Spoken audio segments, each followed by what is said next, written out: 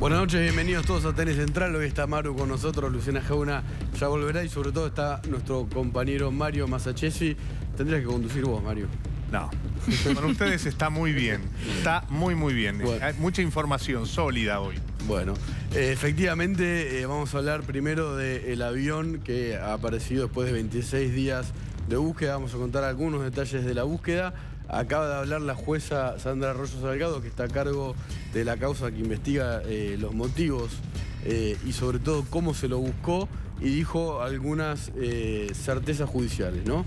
Sí, aclaró algunos puntos sobre los que se venía hablando todo este tiempo, sobre todo durante el periodo de la búsqueda, ¿no? Y aclaró sobre la situación de los pasajeros, digamos, de quienes viajaban en ese avión perdido. Y fíjense que 26 días sin saber absolutamente nada del avión, y hemos empezado ya en el terreno de las declaraciones, porque la ANAC no habló durante 26 días, sí había comunicados por escrito y a veces 2 por día, pero hablaron el domingo después del mediodía por primera vez. La Junta de Accidentes no habló en los 26 días y hablaron el domingo por primera vez. La jueza Sandra Arroyo Salgado, que estaba a cargo de la investigación, no habló nunca, nada, absolutamente nada, en todo este tiempo, y en menos de 48 horas empezaron a hablar todos, justamente en el momento en el que empiezan muchas dudas, y empiezan a aparecer testimonios que ponen en jaque o por lo menos cuestionan la búsqueda que se hizo durante 26 días, que se muestra como un operativo exitoso, sí, porque lo encontraron un sábado por la tarde y por suerte encontraron el avión y se terminó con el misterio. Pero también es cierto que tardaron 26 días en buscar un avión que estaba a 5 minutos del lugar donde había despegado. Sí, Arroyo Salgado aclaró algunas cosas que se le podrían haber preguntado a los funcionarios nacionales si hubiesen dado una conferencia de prensa antes, pero no lo hicieron. Los pasajeros eran 3. No había un cuarto pasajero, como dejó trascender el gobierno, y nunca después aclaró. Son los 3 que habían despegado. Y descartó cualquier tipo de ilícito que también se había dejado trascender, que podría haber generado esta caída o que ensuciaba a las víctimas de esto, que tenía que ver con un posible desvío del avión hacia Uruguay, con plata, un secuestro. Dijo no y pidió respeto por las familias de las víctimas, ¿no? Este es un dato muy importante que lo acaba de decir la jueza Sandra Arroyo Salgado allí en la puerta del Aeropuerto Internacional de San Fernando. No pongan en duda a las 3 víctimas. En todo caso, podrían haber sido víctimas de un delito, ¿sí? Pero no los pongan en el lugar de culpables de lo que pasó, sobre todo cuando todavía no se sabe qué fue lo que pasó con el avión, ¿sí? Este es un dato muy importante, teniendo en cuenta 2 cosas. Por un lado, la jueza es la que lleva la investigación y tiene datos bajo 7 llaves que no se los entregó a nadie y que prohibió a los abogados de los familiares cualquier tipo de difusión. Es decir, hay un hermetismo absoluto. Hay declaraciones de testigos, o tal vez ya de imputados, esto no lo sabemos, que tienen que ver con la seguridad y el control aéreo de la Argentina. Hay audios. Hay un audio que tiene que ver también con la comunicación entre el piloto y la torre de control, que está completo en el expediente, que no se difundió completo. Por eso cuando dijo tal vez hayan sido víctimas de delitos, esté hablando de alguna falla que se pueda considerar delito de acuerdo al derecho aeronáutico, ¿no? Está preservando ese cerco, que es el cerco familiar. Eso por un lado, y ahí te dejo, Maru, porque quería decir esto. El sábado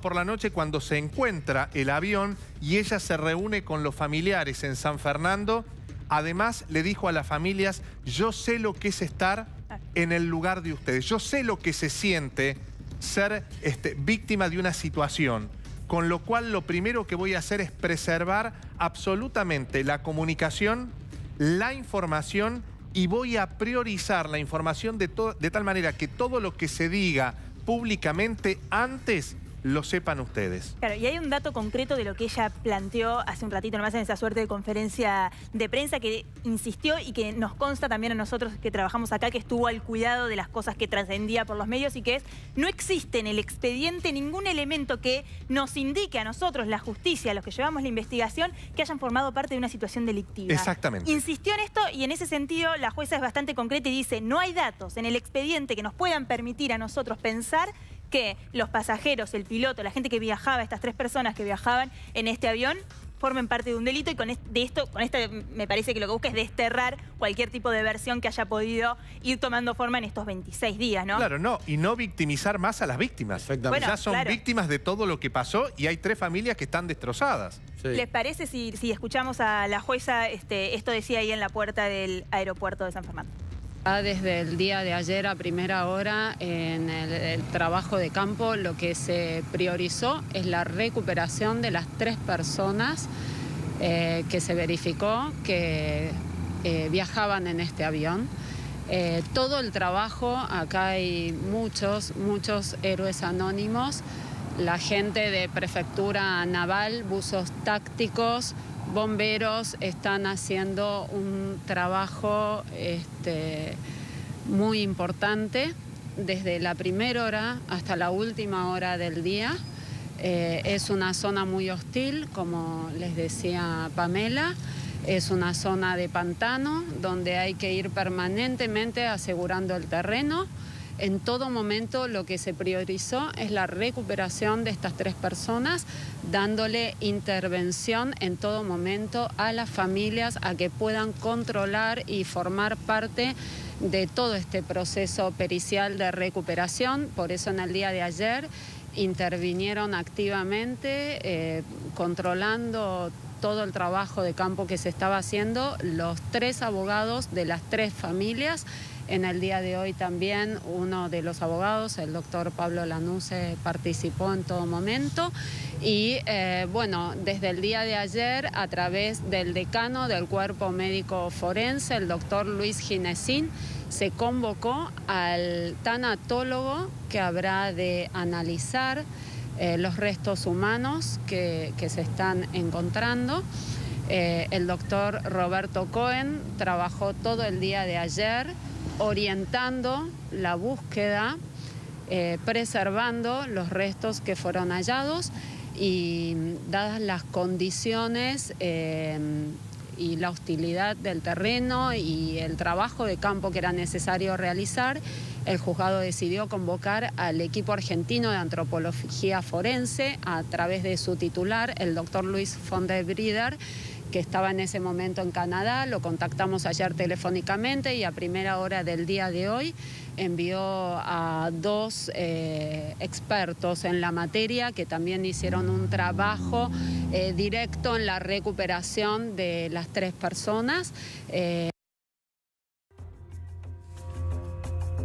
Bueno, la escuchábamos, contundente la jueza, que nombró a héroes anónimos y dijo prefectura y bomberos. No habló todavía del trabajo de la ANAC, que es el área, la Administración Nacional de Aviación Civil, que estaba al frente del operativo de búsqueda en un salón en el aeropuerto de San Fernando de 16 metros cuadrados.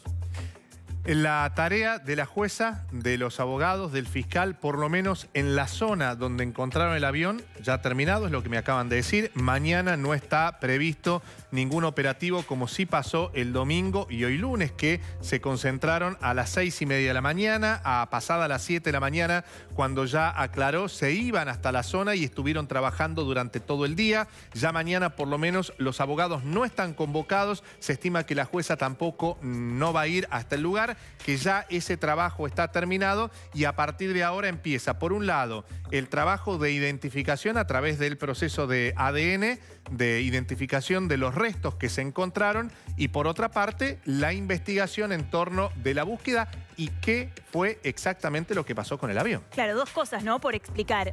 ¿Por qué se tardó tanto en encontrarlo? La primera, ¿qué cosas se hicieron, qué cosas se hicieron mal o qué cosas no se hicieron, ¿no? ¿Qué procedimientos podrían haberse hecho para que el avión se encontrara lo más rápido posible?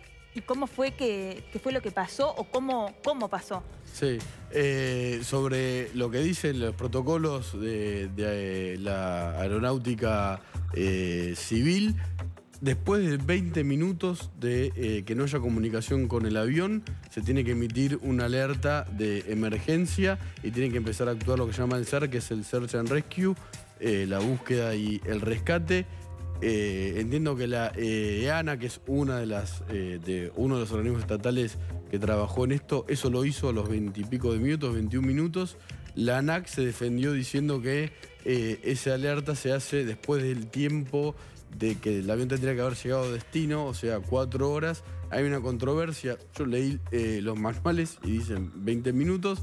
Y bueno, como ya contamos acá, después de un día se supo que el avión, que se decía que en Argentina se había perdido el rastro, en Uruguay había sido detectado por un radar y también por un radar de Merlo.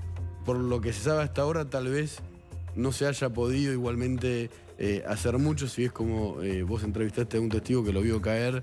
Así es.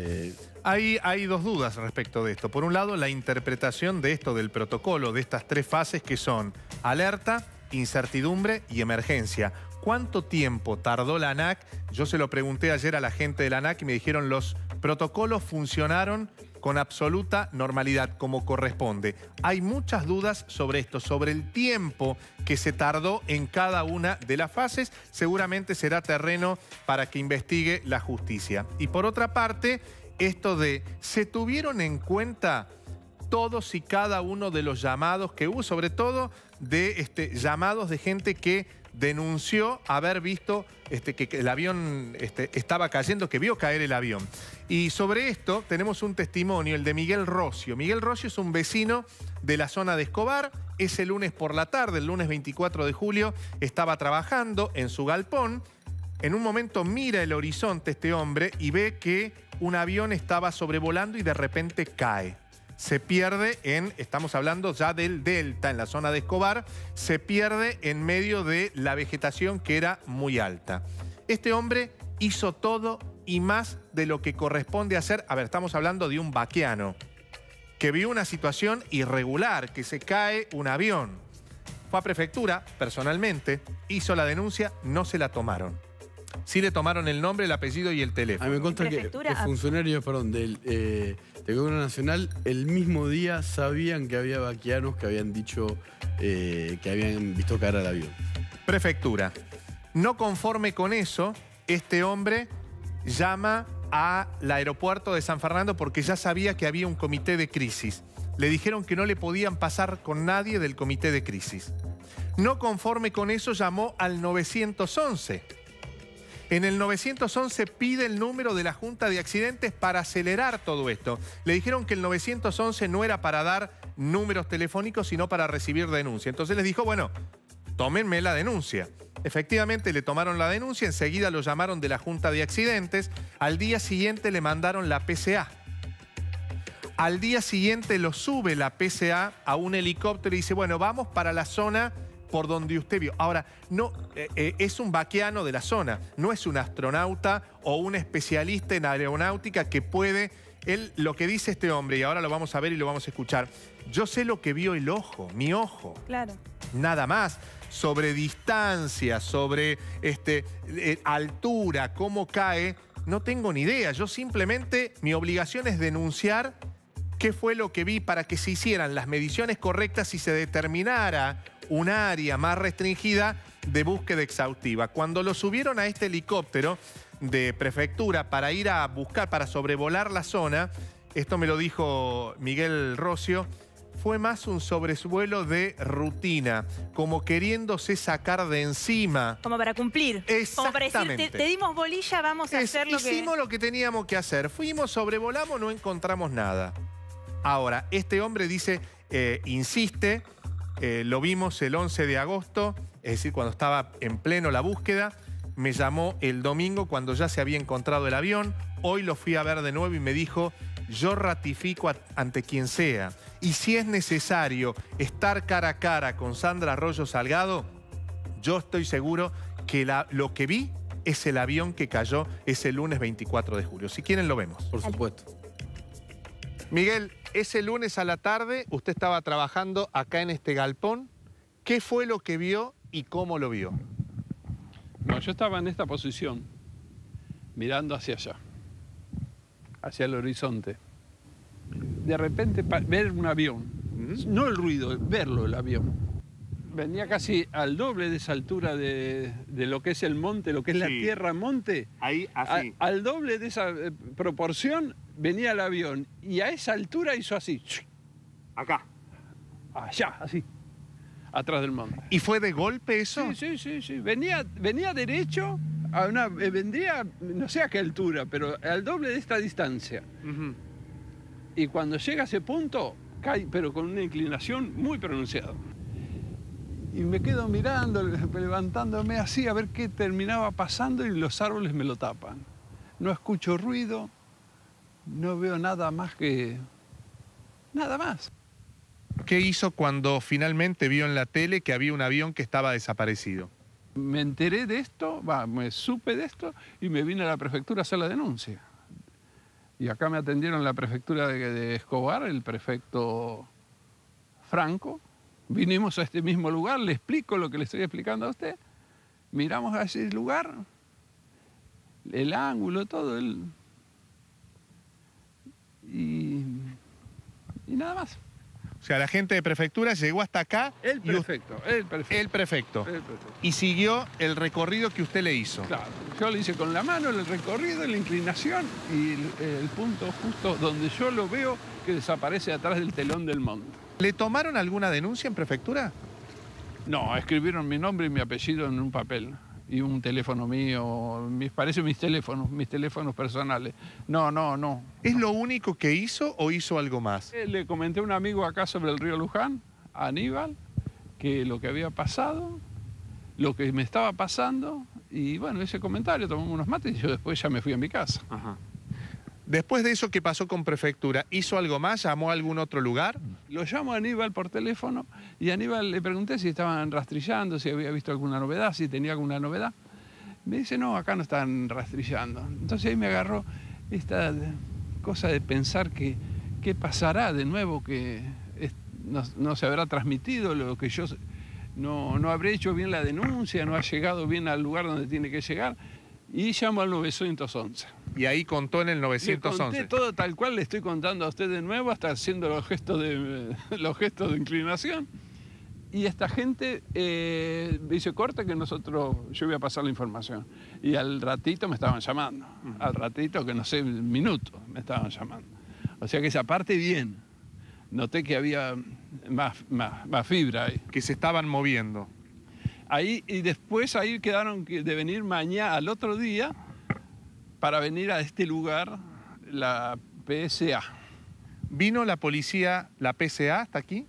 Al otro día, a la mañana, pasaron por casa, vinimos juntos hasta aquí y vinimos primero a prefectura, de prefectura vinimos con el barco aquí, le conté todo lo mismo de nuevo. Y después ahí nos fuimos a dar algunas vueltas a ver si se veía o se conseguía algún dato más. Del agua es muy difícil, muy difícil. La gente de la PSA, cuando vino hasta este lugar, ¿le tomó alguna denuncia? ¿El detalle pormenorizado de lo que usted vio? Había un escribiente, sí, con una madera ahí, una ficha así. Él escribía todo y hablaba por teléfono y esperaba información de un tercero. Para hacer cualquier movimiento, acá había que esperar que alguien decidiera qué hacer. ¿Qué le pasó el sábado cuando finalmente y lamentablemente nos enteramos que el avión había sido encontrado, que estaba en el Delta, en esta dirección en la que usted lo vio y que se había caído ahí en el lugar? ¿Qué le pasó a usted? Y yo ahí me doy cuenta que lo que yo vi, lo que yo estaba denunciando, tenía más certeza, porque hasta te entra la inseguridad de decir, vi eso, no lo vi. Y ahí eso me confirma que sí, que esto era un dato justo el que yo estaba dando.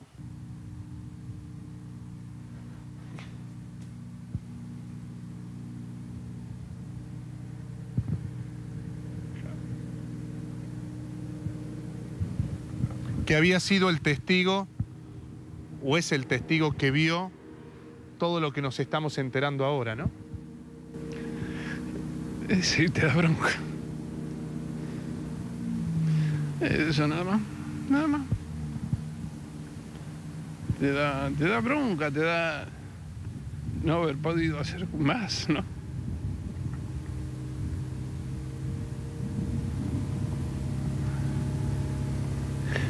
Y desde que se cayó, estoy en esta condición así, de angustia, de pena, qué sé yo.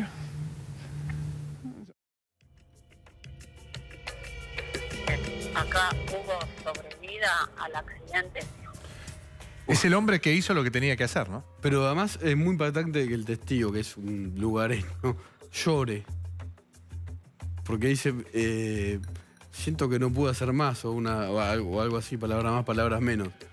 Cuando a él no lo rige la ética pública, digamos, que rige a los funcionarios. No, pero además otra cosa, Nico. Con haber llamado al 911 y haber avisado o denunciado era suficiente. O sea, se movió muchísimo más porque había algo más que a él le decía. Más allá de lo que vio, él tenía la certeza de lo que había visto. Y no se dio por vencido y siguió llamando hasta el cansancio de tal manera, y voy a utilizar un término, para que le dieran bola. Sí, claro. ¿No? Para que alguien tomara esta denuncia en serio y no fuera parte del conjunto. Insistió, pidió que por favor, acá estoy. Y todavía lo sigue diciendo, ¿eh? Sí. Acá estoy para lo que estamos hablando de un hombre y de su esposa que están abrumados, que están, por un lado, por lo que pasó, ¿no? Un destino que nadie quería para el avión. Hubiésemos preferido tal vez otra situación y no lo que finalmente pasó. Pero un hombre que me dice, estoy con el pecho, siente y se quebró. Empatía. Exactamente. Empatía con lo que pasó con esas 3 personas, que no eran 4 como se dejó trascender y no se desmintió.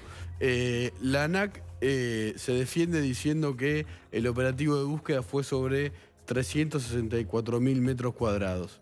Puede ser. Ahora, para que un operativo de búsqueda sobre tamaña geografía y tan difícil pueda ser exitoso, se necesitan recursos que la ANAC no tenía y nunca informó que no tenía. Y otra cosa, lo que dice la ANAC, y esto lo dicen en la conferencia de prensa, incluso lo dijo Irigoyen, la única que dieron. La única que dieron en todo este tiempo, bajó el nivel del río. Ok. ¿Y si no bajaba el nivel del río, todavía los estaban buscando? Bueno, el lunes pasado, recién llegaron de España sonares que permitían buscar dentro del agua aparatos, o bueno, no soy un experto en esa tecnología, pero que permitían encontrar el avión si estaba hundido en el agua. Hasta ese momento no estaban. Tampoco había suficientes buzos para buscar en toda esta gran geografía. Se pidió ayuda a pilotos civiles de la Fuerza Aérea. La ANAC no tenía los drones suficientes. La sala de situación, donde trabajó el comité de crisis, tiene 16 metros cuadrados. Ahí tenía que trabajar mucha gente. No entraban. Además hay como ciertas disputas entre los organismos. Tampoco hay mucha experiencia en los funcionarios nacionales, sobre todo en Irigoyen, que maneja la ANAC, respecto al área que está controlando. Esto con todo respeto, Irigoyen, perdón, es licenciado en servicios médicos. Y por otra parte, Nico, mucha gente dice, con el diario del lunes es fácil hacer críticas.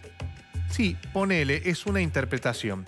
Pero también es cierto que viajan miles de personas en avión que tienen esa posibilidad y muchísimos cientos que lo hacen por trabajo, por placer, porque no les queda otra alternativa. Y porque este caso, porque esto que pasó, las críticas y lo que la investigación tiene que ver, porque tiene que ser un caso testigo para que no vuelva a pasar. No puede ser, y esta es la pregunta que queda pendiente, que un avión que pierde contacto con el lugar de donde despegó a los 5 minutos, porque no fue al Congo, a Islandia, al Polo Norte o al Polo Sur. A los 5 minutos de haber despegado del Aeropuerto Internacional de San Fernando, se pierde contacto y se tarda 26 días en encontrarlo. ¿Y dónde estaba el avión? a los 5 minutos de haber despegado, porque ¿cuánto tarda un avión de estas características desde el lugar donde salió hasta el lugar donde lo encontraron? 10 minutos como mucho, 15 minutos, es un tiempo muy, muy corto para no saber absolutamente nada durante tanto tiempo. Sí, se podría haber tardado porque la vegetación es difícil, porque el río sube, baja. Ahora lo que no había es información pública. Además. Por eso Rosso Salgado dice, son 3 personas y no tiene nada que ver con un ilícito.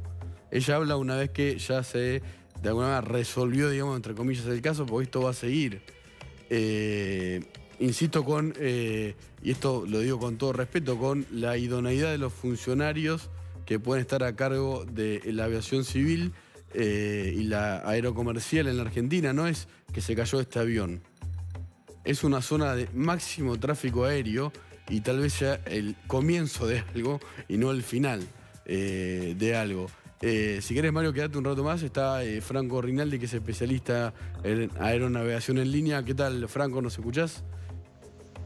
Sí, Nico, ¿qué tal? ¿Cómo va? Bien. ¿Qué tal, Mario? ¿Qué tal? ¿Cómo te va? Bueno, viniste siguiendo el caso. Ahora se puede decir que con bastante coherencia e información y también siendo cauto. ¿Cuál es tu conclusión después, sobre todo de haber escuchado a la jueza Arroyo Salgado diciendo eran 3 personas, no participaron de un ilícito, y después de, bueno, que Mario haya mostrado el testimonio del vaquiano que dijo, yo lo vi caer ahí, hice la denuncia y no pasó nada? Bueno, ¿te acordás, Nico, que cuando hablamos la primera vez, yo dije que para que tuviéramos en presencia de esas versiones que se habían fortalecido respecto de que era narcotráfico, de que el avión lo habían robado, de que había un secuestro, etcétera, etcétera, lo que yo había dicho era que me faltaba el móvil, para poder dilucidar o poder entender que eso estaba sucediendo y que tanto por los contactos que yo tenía con los pilotos, con pilotos amigos de los pilotos que volaban ese avión, más gente embragado con la que había estado en contacto, etcétera, etcétera, no cerraba por ningún lado que el avión había sido víctima de un secuestro o que se lo habían llevado a propósito ellos o que había algo raro.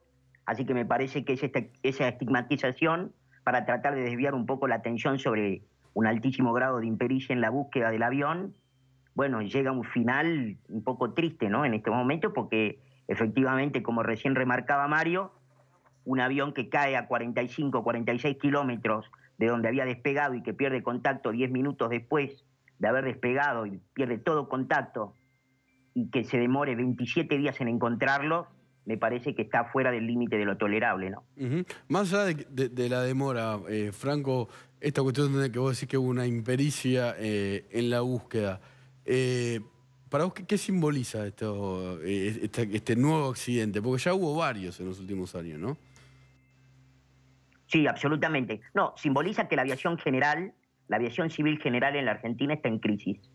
Y yo creo que esta crisis le ofrece incluso al ministro Dietrich una gran oportunidad para poner gente que pueda responder en los casos como estos, porque esto es muy importante decir, accidentes suceden en todas partes del mundo. Lo que hace la diferencia es cuál es la respuesta que hay cuando suceden esos accidentes. Claro. Y me parece que acá lo que vemos que está fallando es, digo, yo le escuchaba a la doctora Arroyo Salgado y me pregunto cuáles son esos héroes invisibles, porque en realidad los héroes invisibles en todo caso tampoco han sido lo suficientemente eficaces, porque un avión que demora, insisto, que no es que se cayó en el océano, si este no es el vuelo de Air India que se cayó en el Atlántico Norte, o el TWA que se cayó en el Atlántico Norte, o el Air France que se cayó en el Atlántico, digo, o el South African Airways que se cayó en el Índico. Digo, me parece que desnuda una falencia en dos sistemas, ¿no? En el sistema de la contratación de recursos humanos disponibles para hacer la diferencia cuando vos tenés un accidente, tanto como la deficiencia estructural, que obviamente viene del kirchnerismo, de la administración anterior, en donde no se radarizó la Argentina como dijeron que se había radarizado, y efectivamente esa deficiencia estructural sigue en algún punto vigente, y esto nos deja en un lugar en donde vamos a seguir, a menos que haya un cambio sustantivo, vamos a tener muchos más accidentes evitables en la aviación general en la República Argentina. Claro. Franco, teniendo en cuenta el testimonio de este hombre que dice que vio caer el avión, que llamó a todos esos lugares, Prefectura, 911, Junta de Accidentes, al aeropuerto de San Fernando para comunicarse con alguien del Comité de Crisis, que estuvo con la gente de la PCAP después de haber llamado al 911. Digo, porque ahora me están llegando mensajes de mucha gente que también hizo lo mismo y de gente que está en la zona y que vive por la zona donde cayó el avión. Por supuesto, testimonios que vamos a chequear. ¿Le quedaba alguna otra opción a este hombre después de ese derrotero de llamados, denuncias y de insistencia? Supongo que los medios de comunicación, no mucho más que eso, ¿no? Pero como Llamar a última, algún medio y decir, yo vi el avión. instancia. Sí. Yo lo que me parece que tenemos que terminar de chequear es si efectivamente esas denuncias se produjeron. Si esas denuncias se produjeron y Prefectura le tomó los datos y nada más, y el 911, él dice que lo visitó gente que él cree que era de la Policía de Seguridad Aeroportuaria, si lo visitó y se pusieron como él cuenta, con una computadorita y le tomaron datos y yo qué sé, y no pasó más nada. No, él cuenta también que lo hicieron Mario, volar en... Claro, pero no le dejaron ninguna constancia de la denuncia. Ninguno de los organismos intervinientes le dejó una constancia por escrito, firmada por él y por el funcionario que toma la denuncia, de tal manera que a él le quede constancia de todo lo que hizo para que se enteraran que había visto caer un avión. Es gravísimo. Si esto es verdad, es gravísimo. Yo lo que no puedo ser es demasiado categórico sobre algo que yo creo que todos tenemos dudas de que si esto pasó, y creo que todos tenemos dudas de que esto pasó por lo increíble que sería, y por lo grave que sería, y por las falencias y la desidia que desnudaría una situación de este tipo, ¿no? Franco, el testigo cuenta incluso que le hicieron volar en un helicóptero. En un helicóptero, un sobrevuelo corto por la zona, que lo subieron al helicóptero, pero no hubo... Lo que él dice es, yo no soy ni astronauta ni sé nada de aviación. Simplemente soy un testigo que vi caer el avión. No hubo un estudio a partir del formar testimonio... parte de la búsqueda como si fuera un profesional. Exactamente, de medir altura, distancia, dirección, de tal manera de restringir la zona. Eso es lo que a él le llamó la atención. Lo metieron, lo subieron a un helicóptero, hicieron un sobrevuelo de rutina, lo decía Maru como para decir cumplimos, y ahí terminó la historia y el testimonio quedó descartado. Claro, digo, el avión está donde tenía que estar. Yo ayer escuché incluso que el titular de la ANAC, el señor Juan Pedro Irigoyen, dijo el área de búsqueda fueron 364.000 kilómetros cuadrados. Y yo lo que creo es que eso es un delirio y habla del grado de desorientación que había en la búsqueda. El avión estaba ahí. Por eso dijimos que esto era un pomar. Porque el avión no había podido ir tan lejos. A ver, digo, no es una genialidad de mi parte. El avión deja de aparecer en el radar cuando se cae. Entonces, lo que digo es que acá lo que había era que buscar cuál era el trazo del radar, cuál era la ruta. Efectivamente se necesitan radares primarios, radares 3D. Había que obviamente seguir trabajando sobre el tema cuando supimos que el problema estaba en Aeroparque y no en el transponder del avión. Es decir, la cantidad de falencias que quedaron y que quedan expuestas en este caso, me parece a mí que hablan de la urgente necesidad de que haya cambios importantes en la aviación general de la República Argentina, ¿no? Muchas gracias, Franco. Franco Rinaldi, especialista en aeronáutica. Maru Dufar tiene mucha información novedosa sobre el tema. A ver, algunas cosas. Respecto del testimonio de esta persona, la información que nosotros tenemos es que, como el testimonio de este vaqueano, de este hombre que habló con Mario, llegaba tanto al Comité de Crisis como a la justicia cantidad de denuncias, podemos decir, o de información de gente que había visto una cosa u otra, inclusive información que aportaban los familiares, porque claro, a medida que iba pasando el tiempo y no quedaba claro cuál podía ser el lugar en el que hubiera caído el avión o dónde estaba, porque hubo cantidad de hipótesis según iban pasando los días. Sí, y también llamaban muchos brujos y videntes que decían que el avión estaba en un lado, que los tenían encerrado en el otro, que estaban en un galpón. Es decir, había muchos testimonios de testigos que decían haberlo visto y de mucha gente, incluso los intendentes, tanto de Lincoln como de Bragado, reconocieron que recibían llamados de brujos y videntes que decían que el avión estaba en un determinado lugar. Mira, Mario, tan cierto es lo que contás que forma parte del expediente inclusive. O sea, hay testimonios, llamados, información de videntes, no sé cómo decirlo, información no científica, por decirlo de alguna manera, que forma parte del expediente y que fue tenido en cuenta igual por las dudas. La comunicación entre funcionarios, digamos, entre el gobierno, la justicia y los familiares, por la información que nosotros tenemos, fue constante. En todo momento se trató de buscar la contención de la familia, sí, claro. Y sabemos que la familia también pedía de alguna manera como la responsabilidad de los medios en la información sobre este asunto, que por supuesto es muy sensible.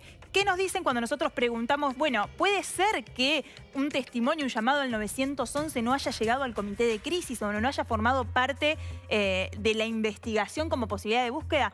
Lo que nos dicen a nosotros es que no, que es imposible, que todo llamado que iba al 911 era incorporado al expediente y al mismo tiempo también puesto en conocimiento del comité de crisis.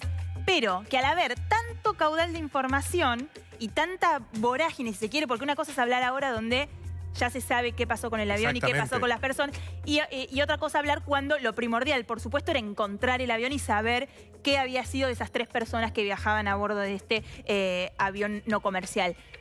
Entonces, que quizás no hubo una respuesta, dicen, pero se aclara igual que va a ser la Junta de Investigaciones de Accidentes Aéreos la que a partir de ahora investigue no solo el caso de este Baqueano, sino el de todo lo que sucedió a lo largo de estos 26 días e inclusive antes, el día del vuelo. ¿Qué fue lo que falló? ¿Fue un error mecánico? ¿Fue un error humano? ¿Pudo haber pasado alguna otra cosa? Bueno, eso hoy forma parte de la investigación que está llevando este área, porque entienden es parte de la seguridad aérea de la Argentina. Bueno, lo decía recién Franco, ¿no? ¿Qué cosas evidentemente es necesario cambiar para que no pasen este tipo de cuestiones? Sí, de todas maneras hay que tener en claro algo. Se perdió contacto con el avión a los 5 minutos de haber despegado del Aeropuerto Internacional de San Fernando. Sí. Es decir, que todo indicaba que estaba muy cerca, que la situación, de hecho, se confirmó, con lo cual supongo que los especialistas y la gente que está experimentada en este tipo, que tiene idoneidad en este tipo de cosas, tiene que atar cabos, que son válidas todas las denuncias, por supuesto, en un contexto de misterio y de incertidumbre. Todo es válido, hasta los brujos metieron ahí adentro. Ahora, es cierto que el avión se perdió contacto a los 5 minutos de haber despegado del aeropuerto internacional de San Fernando. Pero más allá de los brujos, de los testigos, obviamente son muy importantes. La aviación está normada por reglas recontra internacionales. Nosotros contamos acá, primero, que las versiones de que el transponder del avión no funcionaba eran falsas. Que lo había tomado, y esto se enteraron los funcionarios nacionales, que lo había tomado un radar de Uruguay, se enteraron un día después. Y que lo había tomado un radar militar de Merlo también. Funcionaron todos los alertas desde que tendría que haber utilizado el gobierno para hacer una búsqueda más eficaz. Eso es la pregunta que tal vez más inquieta a los funcionarios y que resuelva Arroyo Salgado. Bueno, entiendo que eso también puede ser parte, Nico, de otra investigación, ¿no? No de la investigación puntual de esta causa, que lo que apuntan es, bueno, a dar una respuesta a las familias, por supuesto, que en principio esto es lo que se consiguió, tratar de entender qué fue lo que pasó, de dar una explicación técnica de cuál fue la falla que hizo que este avión cayera y después, por supuesto, definir las responsabilidades. Por lo que nosotros sabemos, hay una suerte de acuerdo de que se trabajó bien. Esto es lo que dicen, ¿no? Quienes estuvieron a cargo de esa investigación, que van a decir, yo trabajé mal. No, claro que no. Yo te quiero decir algo también, y esto no lo digo yo, esto lo dice Ignacio Aristi, el dueño del avión con quien hablamos en su momento, en un momento de desesperación, y lo dijo también el intendente de Bragado. La búsqueda tomó otro impulso y se potenció porque la familia Aristi llamó al intendente de Bragado, el intendente de Bragado llamó a Gerardo Milman llamó a la ministra de Seguridad, Patricia Bullrich le pidió a los familiares que fueran a verla, esto a días después que había caído, que no se sabía nada del avión.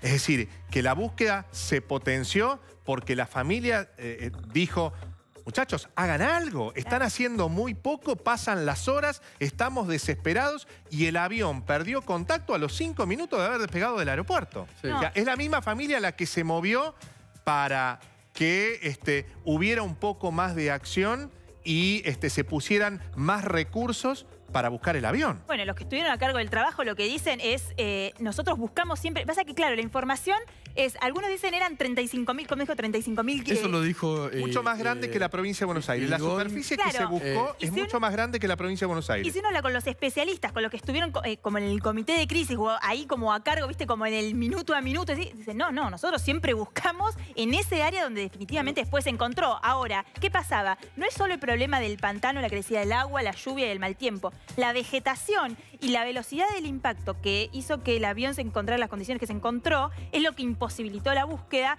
y el cambio después de las condiciones climáticas, del agua y demás, es lo que también ayudó. A ver, ¿es una defensa? Bueno, no lo sabemos. Lo que dicen, por supuesto, la gente que estuvo trabajando en la búsqueda. Y hay dos discusiones. Por un lado, lo que tiene que ver con lo que se hizo, y si hay responsabilidades, supongo que tendrá que haber algún tipo de sanciones, renuncias, en fin, eso es para atrás. Y el tema es, a partir de esto que pasó, que es un avión que se cayó, que no lo pudieron encontrar durante 26 días, que hay 3, que no hay sobrevivientes, ¿qué queremos que pase con esto? Teniendo en cuenta que el aeropuerto de San Fernando es un aeropuerto que tiene una actividad impresionante, que la zona del Delta es una zona sobrevolada por muchísimos aviones, desde aeroaplicadores hasta aviones privados. ¿Qué queremos que pase con este caso testigo? Ya pasó y hay una discusión hacia atrás, pero también hay una discusión hacia adelante, y en esto tienen responsabilidad política los que gobiernan.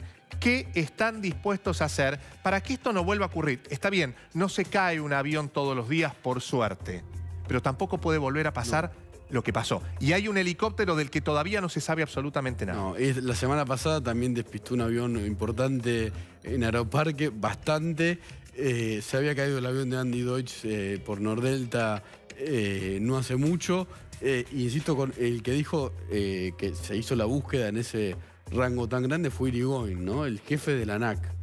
El jefe de la ANAC fue el que nombró los 364.000 kilómetros cuadrados, que es un organismo que para los operativos de búsqueda y rescate no tiene presupuesto. La ANAC. La ANAC.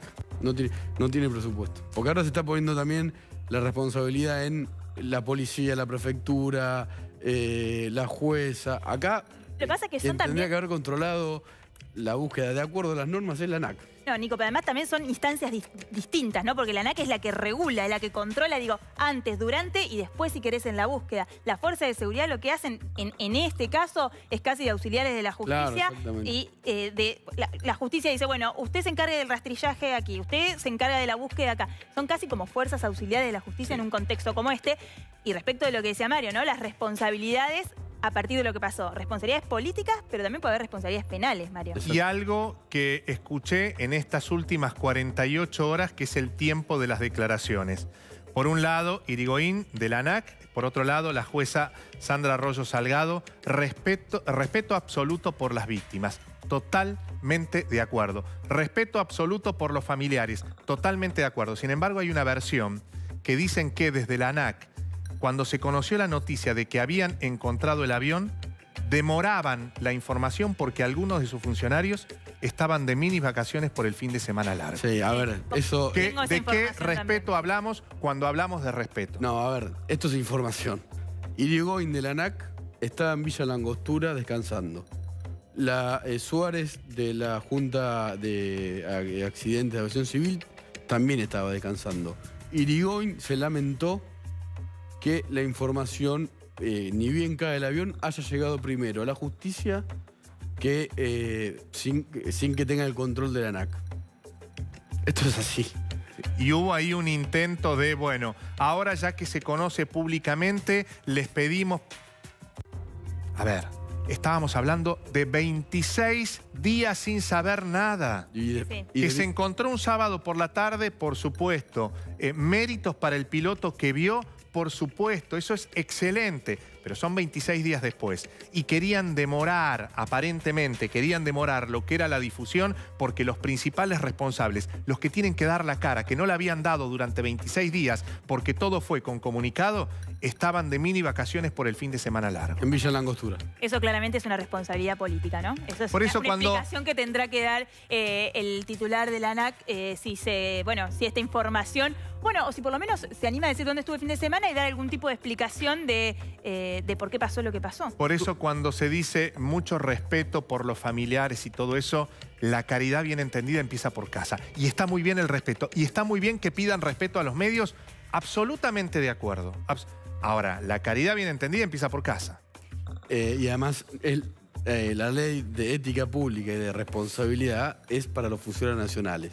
Está bien que se lo pida a los medios. Ahora, los funcionarios nacionales tienen la obligación de cumplir con su trabajo. Irigoyen estaba en Villa Langostura y tardó 3 horas aproximadamente en llegar e empezar a informar sobre el caso, lamentándose que la información ya había llegado a la justicia. Ese es un dato. Nico, sobre esta situación que dicen en el gobierno, estamos en un año electoral, lo que hacen es querer utilizar toda esta situación, inclusive esta versión, digo lo que ellos responden, ¿no?, a esta versión que empezó, o esta información que se conoció hoy. Quieren utilizar políticamente este caso. Nosotros estuvimos, estaba en San Martín de los Andes, volví y hablé. Sí. Sí, que está muy bien. ¿Se alcanza? No sé. Eran lo que tendrían que haber hecho desde un principio. ¿Sí? Sobre todo para saber, porque los comunicados además muchas veces no decían nada, absolutamente nada. Pero digo, en el medio, en estos 26 días, surgieron muchísimas dudas. En Estados Unidos el protocolo es, se cae un avión, hay conferencia de prensa todos los días y un vocero. Muy bien, veremos Gracias, qué Mario. pasa en las próximas horas. Sí, ¿no? Muchas gracias. Gracias. Gracias, Mario. Gran nota. No, perdón. Nos vamos una tanda y cuando volvemos, si tenés un mango, guardalo. Si querés aportar a la causa Milagro Sala. ¿Qué tengo que hacer?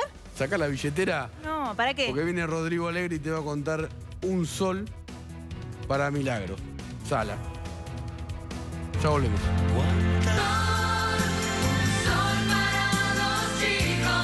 Lo que sí tenemos es un gran problema financiero, económico, para comprar todos los elementos y poner en condiciones esa casa para que lo más rápido posible Milagro pueda tener la domiciliaria ahí.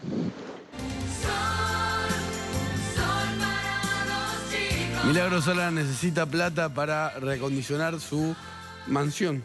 Yo no tengo, ¿eh? A mí no me mires. Hay que juntar plata para Milagro Sala, eso dice este audio Toma. que se viralizó. También había 2 pesos poco, Nico. 4. Necesitamos comprar luz, hay que comprar baños, hay que comprar rejas, hay que comprar ventanas, no tiene gas. Prácticamente va, acá traen el Paco también, acá nuestro compañero, traen, alcanza plata. Bueno, Paco un poco más generoso, 10 pesos. A ver, hay que juntar plata para Milagro Sala, eso dice este audio que se viralizó dentro de la Tupac Amaru y todo el país.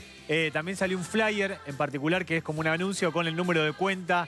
Hay que depositarla. CBU, sí, porque la plata tiene que ser todo transparente. Todo Este legal, audio dice claro. en un momento. Lo aclaran. Tiene que ser todo transparente. A ver, Milagro Sala rápidamente llegó a manejar por mes más o menos 30 millones de pesos.